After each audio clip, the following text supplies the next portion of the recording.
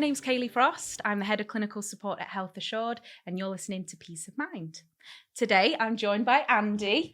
Andy comes from Money, and Andy's going to talk to us a little bit today about Money and what they do. And we're going to just talk about financial well-being as a whole, common challenges that we're faced with, and how Health Assured support with that, what other types of support there are, because I don't think people realise that over 20% of our calls to the helpline tend to be about practical issues, not the emotional side of things. So I think it's really important to bring a spotlight onto that.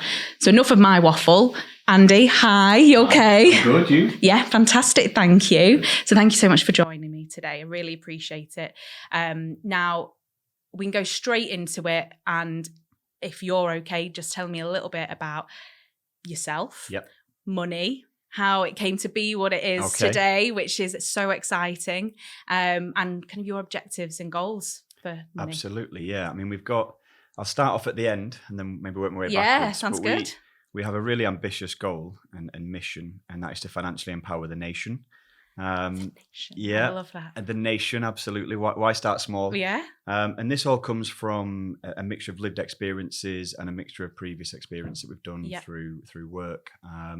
So if I go right back now to when I was sort of 16, 17, I'd started work quite early. I'd skipped sort of college and uni, gone straight into a company in Manchester working at a finance company. And one of the owners there was a bit of a mentor of mine, if you like, still know him today. And he said, you've got to buy a house. You've got to buy a house. The market's crazy. It was 2002. So that shows my age a little bit. I'm just going to work that out. And I went and bought a house. So at 18, I moved into a home, and I went from having one direct debit. So you bought a house at 18? Yeah. Wow. I know. It was a bit of a shock to the system. I had a direct debit for my moped insurance. I had a moped as well. The best way of travelling. About £5 a month insurance. Absolutely. But then literally a month later, I had 13 direct debits. I had this gas bills, council tax. I had all these things coming in, and nobody had prepared me for any of that. Yeah.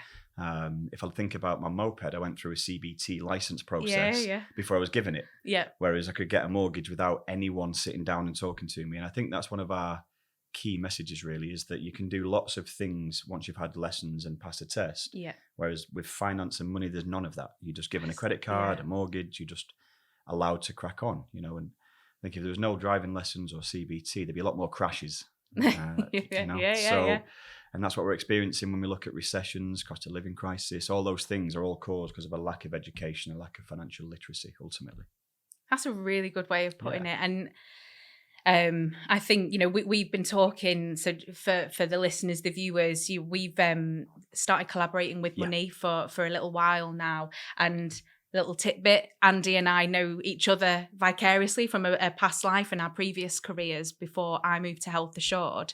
So I have that understanding there about what lack of financial education can do. We worked in the debt management industry. We saw the damage that did from a practical perspective, people losing everything, but we got an insight into the emotional side that had on individuals. I see it more from the emotional side now in my work at Health Assured. But the common theme here, and this is for my 10 plus years of exposure to the financial side of things, is the lack of awareness, the lack of understanding. Speaking from personal experience myself, I remember turning 18 and my parents, the older people, the senior people in my family never told me what to do. They never told me not to get an overdraft, not to get store cards. That was probably one of the biggest ones. And all of a sudden, I was getting given money left, right and centre. In that summer, it was that summer before I went to university. I'd just turned 18, then went to university, and I'd probably had about 5,000 already in unsecured debt. And I didn't know I had to make monthly payments to any of it. Absolutely. Apart from my phone, I knew my phone contract I had to pay. And then all of a sudden I was going into university and I was getting, my mum calling me going, Kaylee, there's all these letters that are coming to the house. What's happening? And I was like, covered head to toe in like New Look and Dorothy Perkins clothes. Like, all these free things that I got. Very bills and all those kind of things from the Absolutely. catalogues and stuff. I had no idea because no one told me anything. As soon as you turn 18, that's it. It was, a free for all. Yeah. And that, I think for me I'm still paying the price, excuse the pun, for that in my 30s of having to recoup and recover, because again, still after university, going into grown-up life, still don't have a proper awareness of, how to use credit cards appropriately, if at all, So, and that's just myself, and I find myself quite fortunate, stable work and, good social network, good support network in general. But I think I fall probably in the run of the mill of, millennials, I guess, my age, people in their 30s still kind of like, Absolutely. oh, we weren't taught any of this and we're still paying the price now. And that's where it all started, really. We obviously I had that lived experience at 18 of kind of jumping in the deep end and going, wow, what are these things? And having to learn what council tax was. Like, why am I paying for these things? I didn't really understand it. Then went to work for a finance company where we both spent some time. And there worked across the mortgage part, did my qualifications to be a mortgage advisor, worked within the insurance part, the banking, debt advice, insolvency, and saw every single type of scenario. The scenarios that we came across just showed this huge lack of understanding, of awareness, as you've said, and of knowledge, just real basic stuff like a pay slip, and the things that are on pay slips. What's tax code? How is that relevant to what I get paid? Tax, NI, what's NI? Where does that go? What does that fund? And there's just nobody talking about that type of thing at the right age. I think that's the key thing, is at the right age. Because once you're in the working world and you've had these things thrust upon you, you need to get a car, you need to find a rental property or buy somewhere. You're in the mix then, and you can't see the wood from the trees sometimes. So, it's getting people at the right age and giving them the right education. And that's why in 2011, I launched a business called Smart Lolly. And that was going into schools, teaching kids about money and debt and financial awareness. And it was incredible. Probably the happiest work I ever did, because the job satisfaction was just through the roof.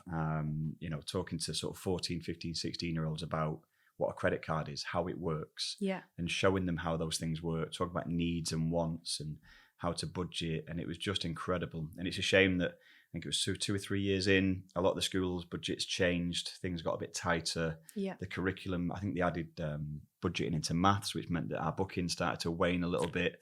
So we had to kind of revert to other things, go back into the financial service world in 2014. But it's been a burning desire, really, to get back into financial education and trying to teach people about some of the basics, some of the fundamentals. A lot of the things that we talk about in the webinars that we're now doing together, a lot of them is just stuff that you should know, really. What are the insurances? What are they? What do they cover me for? How does a variable rate compare to a fixed rate on a mortgage? And all those types of things that we just take for granted that people know. And I bet in those sessions as well, and people are like furiously scribbling down, because you say, the things that we should know, but I bet the majority of the people attending those sessions, or the majority of the people listening in this room, whoever, do not know those things. Because I don't know all those things either. Absolutely. And then, one of the things that tends to get the most interest and piques the most interest is credit report and credit rating, because it's this mysterious thing that everyone has and no one really knows how to control it. I think technology the last 10 years have made it much easier to keep on top and have a look at what it is. But if you don't have that access, then knowing what's affecting you getting a mortgage or getting that car finance or getting a loan, and knowing how to impact it, that's crucial. So we have a session just about credit rating and borrowing. And that tends to have a lot of people kind of really intrigued as to, how does this work? What am I being rated upon? Well, it's mad that that a whole session is dedicated to credit reports. People, this is how much of a lack of education and understanding across the whole financial spectrum is that there does need, and I bet you could keep doing that session on repeat for some of those delegates that attend them, because they're still going to have different questions each time and different thoughts, and then they've gone back to check theirs and they want to come back and just double check something in the session. I bet. Yeah, and our services are having to kind of evolve. As you know, we're fairly new as a business, but our services already, we're starting to see that people want one-to-one money coaching. People want to see some pre-recorded bite-sized workshops, as well as the normal kind of webinars. So we're having to accelerate our plans quite a bit to make sure we keep up with the demand, which is a great place to be. Yeah, it is. With money then, so let's talk a little bit about money and who you've got in the ranks of money. What is it? What makes up your team of financial experts? Okay, so we've got Money Group, which is kind of the overarching business, and that's where everything is held in terms of like trademarks, the certification, because we have CPD membership, so that everything we do is CPD certified. All the regulatory stuff is held in the group, and then we have different businesses within that group that deliver our work to various audiences. So Money Partnerships is the entity that works with all our corporate partners, works with yourself, and we have 5 people in there that are all qualified advisors in their discipline. So debt advice, insurance, an IFA, and then mortgages. So we have people there that are qualified, experienced, and business owners in their own right. And the main thing they've got is the right personality, the right characters to work together. So they're the people that deliver the workshops. And as we grow that team, it's going to be those things I've just mentioned that I'm looking for. So the right kind of character, the right qualifications to be able to deliver the important information in the right way. It's got to be relatable. You can't have someone sort of talking at people. It has to be about relating and really putting it into simple terms. We then got Money Tech, which is really exciting. And I know we've talked briefly about it, and I'm trying to sort of keep it under wraps, but we're developing an AI money coach, which we think will be a world first, maybe. We'll see. It's quite dramatic. And we've got 5 tech guys that are absolute geniuses. I've never felt so stupid in all my life, sat in a room with those 5. And they're developing a sort of a product that can be plugged into an app, it can be plugged into a website, and essentially somebody can have a conversation with it and receive money advice, money coaching, money guidance. That's amazing. Some of the uses we've got for that are already that it can draft letters for you to talk to your creditors. So you tell it what you want to say, you tell it why you want to say it, who you want to say it to, and it'll produce a letter for you that you can either download or just copy and paste into an email. And it will bring together all the FCA's sort of treating customers fairly, rules and regulations. It'll bring in consumer duty. So it's a real robust letter. That's amazing. Because another part of what we do is about building confidence. And that's why empowering is in our mission statement, because ultimately it's a lack of confidence that hold people back. Quite a lot of the time in the workshops, we find people are avoiding dealing with situations. They're avoiding reading bills. They're avoiding opening post. They've got letters and drawer that they just sort of shove away, and while it's not on site, they're not worried about it. And we're trying to create a situation where they feel more confident to open that post, read that bill, and then deal with it. And that's really what our aim is. Fantastic. I was like captivated. Oh my God. Okay, right. So we touched on the teams. We've got the tech side, and also on the tech side, I know you said you felt like the dumbest. Yes. The stupidest person. That's fair. But as a good business founder, you got to hire the smartest people to do those bits. You've absolutely done the right. I think I learned that on Dragon's Den. I think that's what it was. Yeah. But absolutely amazing work, and it's just so inspiring that. The more I've spoken with you over the past few months, and the team at Money as well, the more I'm like, oh God, there's so much that we haven't thought of. And collaborating with yourselves is one of the best things that we've done to open up that, because we know, emotional support is forever going to be the crux of, EAP, student assistance, individual assistance programs. I get that. That's predominantly how it's going to be used, but we're seeing more and more of that combined with financial concerns, things as well like OCD, bereavements, all these other emotional and mental health disorders are linking in with issues to do with finance or issues that could arise because of finance or could cause financial issues as well. But what we're seeing time and time again is that the same with mental health. This is all tends to be a result of not being taught the right mechanisms when you're younger. And I talk a lot about supporting young people from an emotional perspective, building them resilience, and then coping mechanisms. And you're not taught that. I mean, I imagine you and I definitely wasn't taught anything like that at school. So we're kind of the adults are paying the price of not being given that education now, and I think it's the same. Yeah, agree. And I from think there's financial. also, you mentioned some milestones there. You have positive milestones that then require some financial action. Yeah. And then you have negative. If you think about the negative ones, things like divorce, things Yeah, like, yeah. a death in the family. If it's, for example, the key breadwinner, that can cause a little bit of chaos. So you've got those kind of negative milestones or negative events, which you then have to react and start to put things in place. And then you've got things like weddings, which are very, very expensive for those that aren't already married. Children, buying a house, buying a car, and all these things, all those milestones and events, they require financial action. And if you've not got the confidence or the awareness, you can't take the action, or you take the wrong action. And, that's where we spoke earlier, kind of off camera, and we talked about the fact that we want to educate people about money and about finance from the good and being able to invest wisely right the way through to getting out of an insolvency situation, for example. So, there's real positive things that we do, but there's also negative situations that we have to help people get out of and be more resilient, in dealing with. I think that's always going to be again, we were saying kind of off camera as well, that kind of the aim, what we want to do as well is put ourselves out of business in the future, because we want to, make sure people are financially empowered, emotionally empowered, so that they don't have to use services like ours in the future. But realistically, there is always going to be a need for that from a reactive piece. And you could make all the best decisions and put all the right mechanisms, practical and emotional, in place. Life is life, and rubbish things happen. So people are always going to need that thing to back, because sometimes in crisis as well, you can't think logically, whether that's for a financial issue, it could be practical or illegal or emotional issue. You can't think logically. So all our services are always going to be needed. So it might shift, at the moment it's that I feel like both of us in our respective roles, we're kind of still being in a reactive provision predominantly. And what we want to do is start chipping away and being preventative and doing that education piece.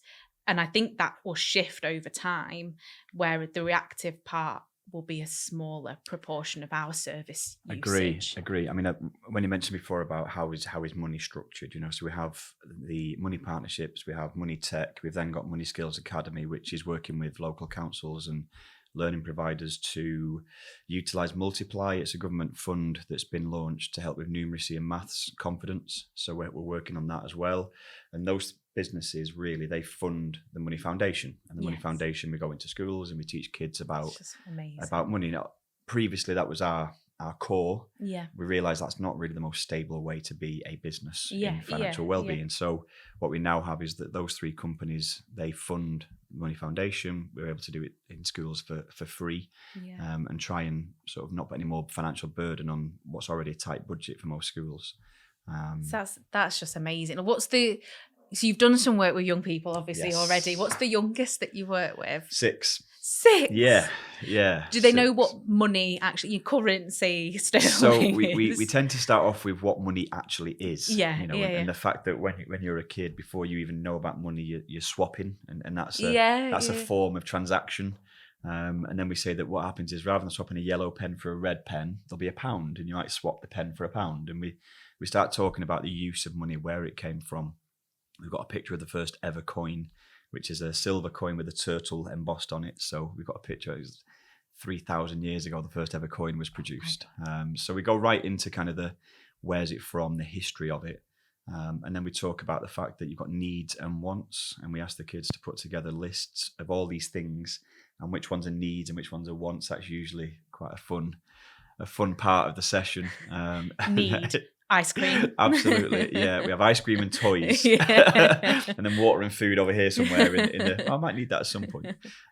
So we talk about that, and then we try and do a bit of numeracy, a bit of maths confidence, number confidence. If you've got 100 of these, and that costs 40, that costs 50, that costs 20. How do you structure that? What do you buy? What don't you buy? And trying to get them to budget and understand, and then the link between work and money. I think that's really important. And I think that's, when I think back, one of the things that I remember it so distinctly, and it's when I was 8 or 9 years old. My parents, we put together a chore book. So in the book, you opened it up, and on this front cover was a list of a load of jobs, and next to it, how much I get paid for them. Oh, nice. So it sort of said washing up 50p, drying up 50p, putting away 50p. I don't think you do that anymore. You know, you've got dishwashers that do a lot of that stuff. And then it was like vacuuming downstairs, £2. Ooh, big ticket item. Yeah. So, you know, and then on the other pages, you'd have the dates, and I'd write on what I'd done. And it was almost like a little timesheet, and I'd get paid at the end of the week for the jobs that I'd done. So, you know, from an early age, I was trained that you work and you get paid. And that's been my work ethic from that age, really. So I'm trying to do the same thing with my kids. It's a bit different. I was going to ask about it. Yeah, no, it's not as easy. But you know, there are apps out there. There's things that you can do that really just try and join the dots up to say, listen, money is a result of input. If you do something, you get more of it, and you do more of that, you get more of it. And then what it allows you to do, it gives you that freedom to do things and be in control. And going off tangent a little bit, we were talking before. We were talking before about I'm working with a company that do a lot about time management and life coaching. And one of the things that we're working on is a webinar to do with time and money and time, and how those two things kind of interact, and how people think that, well, to be happy and to have more time, I need to have money. But to get the money, they have less time because they're in work all the time, and it's just it's figuring connecting out all those. How do you make the most of it? How do you get the right balance ultimately? And what is it that you're trying to achieve? Which is the trickiest thing, I think. You know, you think. Well, I think again, it's easier for me to bring my personal experience there, because you think you've got it all sorted, but you just kind of, you know, like keeping yourself above water. You know, I'm working all these hours, you know, we've got, you know, a roof over our head, we can go on these holidays and stuff, and then you're like, oh, but in the back of my mind, I'm like, I also need to put money aside for this, and I also need to think about this and that and this and that, and then all of a sudden it's a jumble, and then you just put it to one side. No, agree. Deal with that another day. And the stats aren't great, you know. 80% of UK adults have got less than £500 savings, according to the stats. I mean, that's quite frightening if you think about that. Financial resilience, you know, if they were to lose a job, if the current economy keeps going the way it is, because I don't think we can hide from the fact that we're in a bit of a mess from an economic perspective. So if bills keep going up, if interest rates keep going up, you know, that savings pot just diminishes and gives them less resilience. There was a report about a race to the breadline, and people have got 17 days worth of buffer. That's it. 17 days worth of, if I lose my job, how long can I survive for? 17 days. Oh my God. Yeah. So there's if you are in a position where you can go on holiday, you can enjoy nights out, you are in the minority, you know, and it's a good place to be for those individuals. But ultimately, 80% of the country are in a much more different position, and it is difficult, and it's out of their control a lot of the time, because it is just the fact that things now cost 4 or 5 times what they used to. And how you budget for that. Gosh, that's really frightening. That is, isn't it? Putting it into perspective like that. So I think, you know, from how kind of we work together as well, I mean, I could sit and talk about this all day. It's such an underappreciated and utilised part of Health Assured, I think, from a practical and legal and financial wellbeing perspective, that us collaborating now, we're moving into that space of bringing awareness to the financial side of things. So for anyone that is listening or watching, you all probably know that we have legal and financial wellbeing advisors. They are all trained, qualified legal practitioners, legal graduates, some of them training for their LPC. Now that team support with all of the practical side of things. Now, there are some elements that kind of go above and beyond their remit. So they're not going to go to court with you, for example, if you're going for a divorce or a custody battle or something like that. But they will prepare you, they will signpost, they will help with, you know, prepping whatever needs prepping. But the part so laws, as we know, kind of stay in place for a very long time. So there's very little movement and kind of changes in the general practice of law. I mean, there's still laws in place that are hundreds of years old, and they just have not changed. But from a financial perspective, there are a lot of moving parts. And it's one of the things that I was very worried about. And it kind of escalated quite quickly with the cost of living coming into play. We saw it with the rise in the energy prices as well. And I thought, oh my goodness, the legal team, they can tell you anything about buying a house, you know, the legal requirements, but what other, they can't advise on what to look at for interest rates and all of this, that, and budgeting, everything that comes with buying a house. They can help you sign on the dotted line what to look out for in the contracts and things. Absolutely.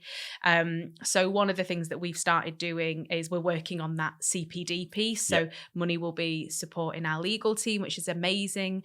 And we've looked at where the team think their gaps are, so that when callers call in, they're getting more of a holistic approach to things, but also what will be available if it's more specific, can be those requests for one-to-one coaching about their specific financial situation.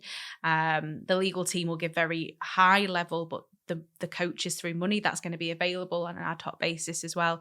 But one of the most important things are those sessions. So for a long time, there's probably clients that are listening that have used our financial wellbeing webinar. We had a very really broad brush financial wellbeing webinar. You looked at it. I went through it. You went through it, really focusing on emotional side of things. So say a little bit about what you guys, you did it. You helped us massively. Well, we sat and went through it, and there was some huge stuff in there about emotion and about you're interacting with money and how money makes you feel, how not having it makes you feel. And that was obviously really useful. And for a lot of people that attended it, I'm sure they got a lot from it, but there was a lack of sort of practical application. Leaving the room, you would know about your feelings, understand them more, wouldn't necessarily be able to do anything different, if that made sense. So we built the library of webinars for you, which starts off with a financial empowerment one, and that's the one that we've got quite a few bookings for already, which is good. So we deliver that, and it talks about everything from earning money, saving it, spending it, being in debt with it, and options that you have there, planning for the future, insuring it, your credit report. It talks about each of those things and some practical tips, hints, do's, don'ts, things to look out for.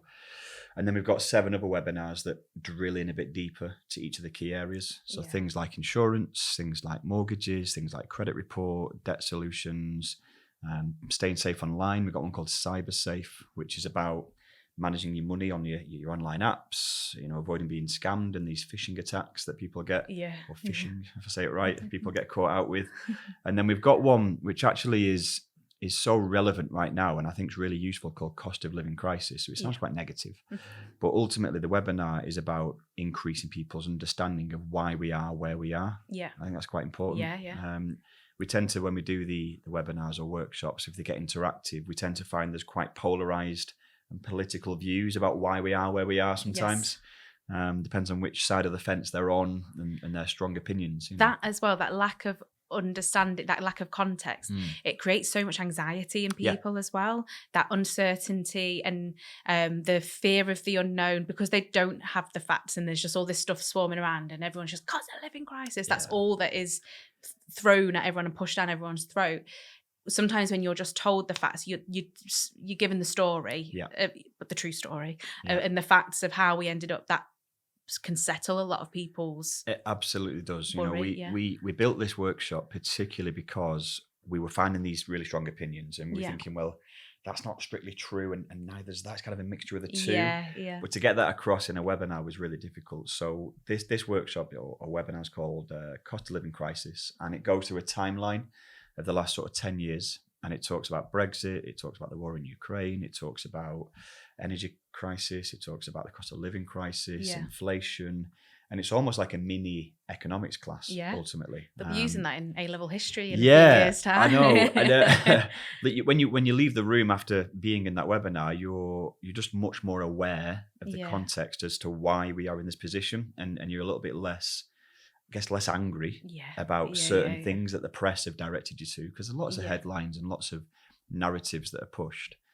So we find that webinar so useful to allow people to have more informed conversations, feel a little bit more comforted by it, because ultimately a lot of what has happened is out of their control. It's not them making bad decisions. It's just, here's 8 huge global things that have happened. COVID. Here's 8 things that have happened that have meant that things are tough. And if you're not feeling very positive about it, these are the reasons why. So you can feel more comfort that it's not just me. I haven't just done this. Everybody in the country is feeling the pinch in some way. So, with that as well, there's that I think it's almost like everyone needs to go to this session, because there's so much situational, what I refer to as situational and temporary anxiety that gets very heightened. It happened, you know that day in March 2020 where everyone was like, right, pack up, everyone needs to isolate for 3 weeks. See you in 3 weeks, guys. But everyone was moving, doing that transition home.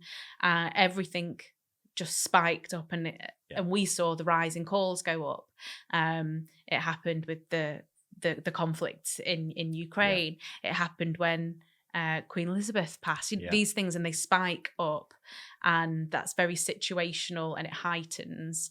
But what's been there for the last 12 to 18 months is this narrative of cost of living crisis, and it's because it's not going away. It's not something that just peaked like the passing of the Queen, for example, and then it all kind of died down a little bit. This is just constant. Every few months there's something else. Bank of England has put the interest rates up. Don't be getting a mortgage now because you'll be paying $3,000 a month in payments, and no more caps on this and that. I think it's just not going away. So I feel like everyone needs to go to this session. It's just feeling a little bit more reassured, a little bit more centered, and a bit less emotional about it, because there's only certain things you can control. You can control what you learn. You can control how you respond and react to situations. You can't control if there's a conflict in another country. You can't control a global pandemic. So I think it is about being a little bit more centered and a little bit more composed about the decisions that people make financially. And that's where the empowerment comes in. It's being confident to handle it without feeling overwhelmed, without feeling stressed. But again, the stats aren't great. I was reading on the way down this morning that 60% of employees feel financial stress in the UK currently, over half. So if you employ 100 people, there's 60 people sat in your office or sat in your workforce that are feeling some level of financial anxiety. Some of those will range from, I'm a little bit skint this month, right the way through to I'm in insolvency and I'm going to lose my house or bankruptcy. So I think it is about employers being really aware of the fact that they are the stats, and they are facts. These are being researched. And another one, I did a bit of research. One of use the research that I've done is 27% of people passed a financial literacy test that was ran. 27. That's it. This was adults in the UK. So it's embarrassing. So one in four adults passed a financial literacy test, which means that there is a gap. And these things aren't coincidences. If we don't train people how to use something and then we give it to them, they're going to use it wrong. And I think that's just, we're trying to bridge that gap ultimately. And there's a whole generation of people that is too late from a education perspective in schools. So now it's about doing it through employers and doing it through organizations. But then there's that whole work within schools to try and prevent the numbers of people coming through that don't know what to do with an overdraft or don't know what to do with a credit card. And it's usually those simple things that trigger a snowball effect. I'm sure we both worked in a debt advice industry previously, and most calls that I took, most people that I spoke to, it all started with an overdraft. It all started when they were 18, 19. They got $2,000 overdraft. And 10 years later, they're in 30K worth of debt. And that's where it all started from. So, if we can kind of get it before that point, amazing. It's not easy. And that's why we have to do what we're doing through our partnerships, like with yourselves. Absolutely agree. Just very quickly on the employer bit, something that I think is really important to mention is that, so when I started with Health Assured nearly 6 years ago, the whole message was reduce the stigma of mental health in the workplace. That was like the whole, even when we interview people, why do you want to work for Health Assured? Because I want to help reduce the stigma of mental health in the workplace. And it was all, and when we spoke with clients, that was their kind of aim and mission. And now, people are very comfortable talking about mental health. We've gone through so many kind of social movements. There is still that taboo of money and worry about being skint and, borrowing money and, the shame of maybe having to ask for a wage advance and those types of things. That's, I think, that's a tackle, like 100%. A bit that needs to tackle. And there's two real big things there. The first one is just the taboo of talking about it. And generations older than us, I think about my parents for a moment, money's just not on the table for discussion. It's just not something we talk about. Never have done, probably never will do. And I think it's the same for most families. I think it's just the minute you raise that topic, it's like, oh, we're not talking about that. That's not something we're talking about. And I think if we don't talk about it, we can never really get control of it. So I think that's really important. And then the other side of it actually is a whole other kind of worms, which is about social pressure. And I think that, back when we were younger, and, in the olden days, if we call it that for a minute, there was no social media, which meant that social pressure was your friends group, your peer group, your school group. What bag have they got? What shoes have they got? I remember mithering and I think crying, maybe embarrassingly, for a pair of kickers at one point, sort of pulling at the coattails of my mum and dad saying, I need these, everyone else has got them. So, social pressure when we were younger was a bit more simple, and it was just there. Nowadays, social pressure is a whole other level. And I know I've seen quite a lot of stuff around mental health, around I think there's a Dove campaign at the moment about social media of creating eating disorders, creating sort of people not liking the way they look. It's the same actually when you think about money and expenditure, and people putting on Instagram a picture of them being in Dubai or Ibiza or a new car or whatever it might be, and then suddenly people look at that and go, I need that. Why am I not doing that? And and that social pressure starts to creep in, and that creates the wrong behaviors then, because people spend money to look like they've got it, but they haven't got it, and that cycle then starts to happen.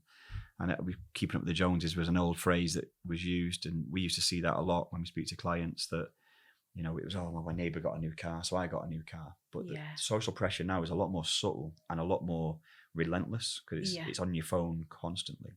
It's a whole other danger there.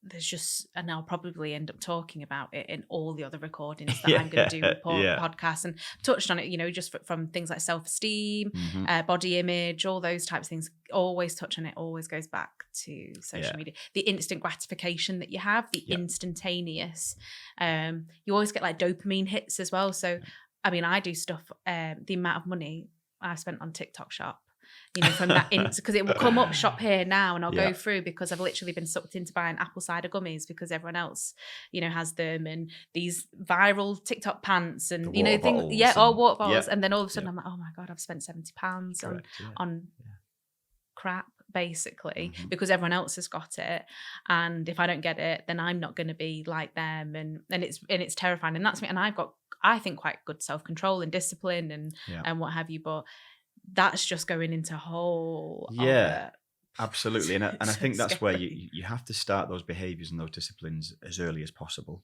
ultimately. You have to start it when they're at school age, talking about social pressure and not buying into it, and that whole emotion of, it doesn't matter, they've got that and I've got this, so what? And having that kind of comfort within themselves.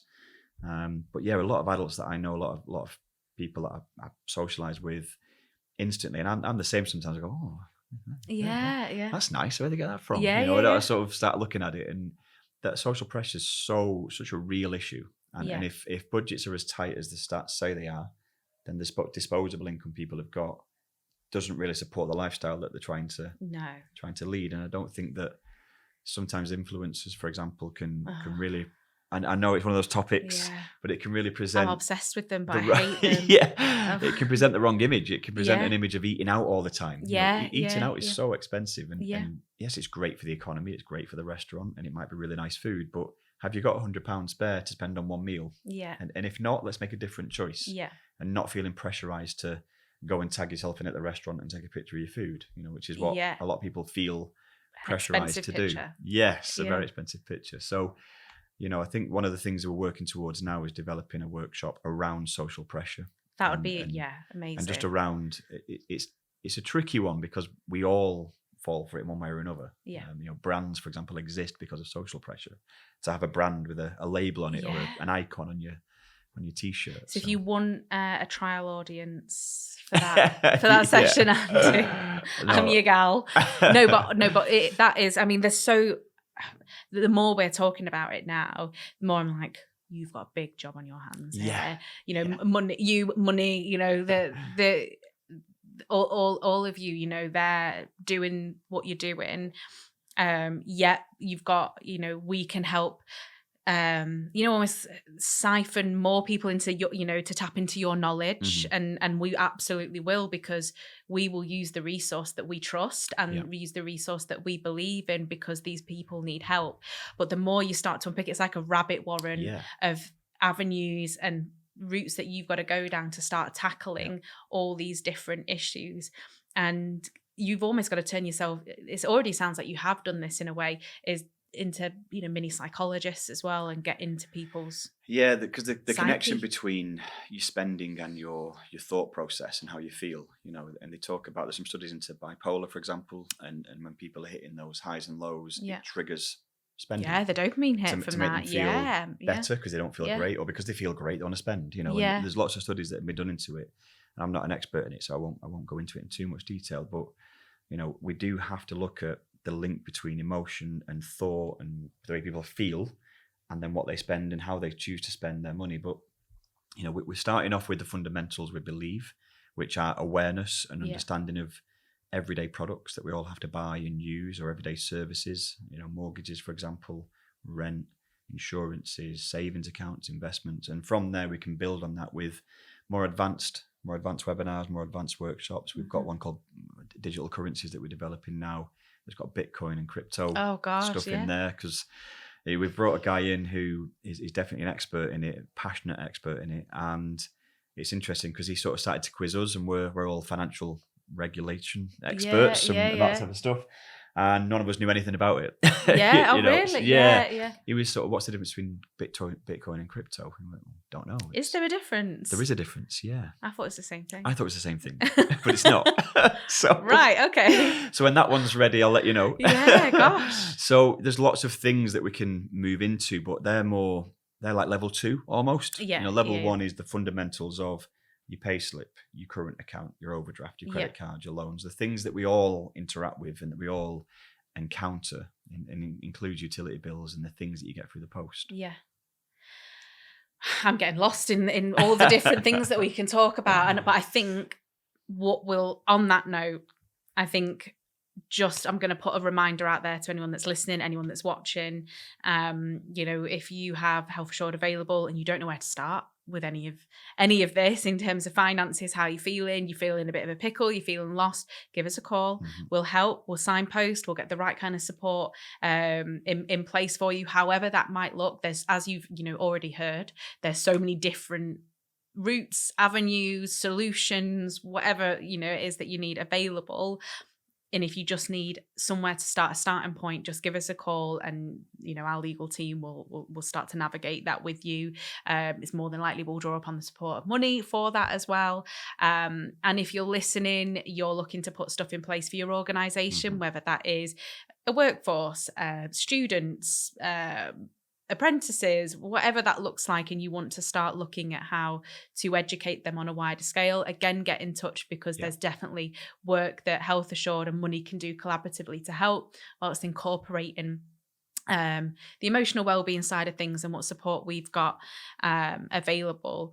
I just want to say a huge thank you to you, Andy, for Money as a whole. The work that you do is really inspiring. I feel emotional. I don't know if that's because I've been a bit poorly, so I feel sorry for myself, but it really is. And even just, I know what Money do, but the more that we talk about it, I'm going, God, there's just so much that we need to do, that we can help each other with, because of all of these people that have access to both our services. Yeah, absolutely. And for me, there's sort of three. I watched a few of the webinars back and a few of the podcasts back. The three sort of key takeaways would be that the first step is just to learn, as much as you can. So to attend the webinars, attend the workshops. The script. I like this. Yeah, you need, you have to learn as much as you can, and then you have to talk about it. So you've got to learn, then you've got to talk, and make it a non-taboo subject. Yes. Talk to colleagues, talk to your peers, talk to family, talk to friends. And then the third step is to take action. I think it's really important not to put your head in the sand. It's important not to kind of, if you learn and talk, but then don't take action, you're leaving things just to fester. And when things fester, they go bad. So it's really important that you learn, you talk, you take action. Fantastic. It's beautiful ending. I love that. Thanks so much, Andy. No problem. Thank you. Thank you for having me.